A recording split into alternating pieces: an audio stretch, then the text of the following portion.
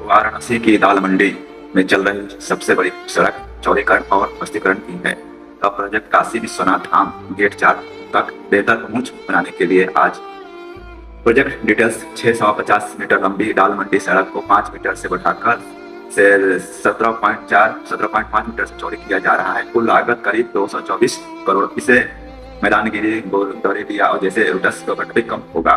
प्रभावित इमारतें कुल 87 इमारतें, दुकानें, घर निश्चित चिन्हित और अब तक 40 से भी खरीदी गई ध्वस्त की गई।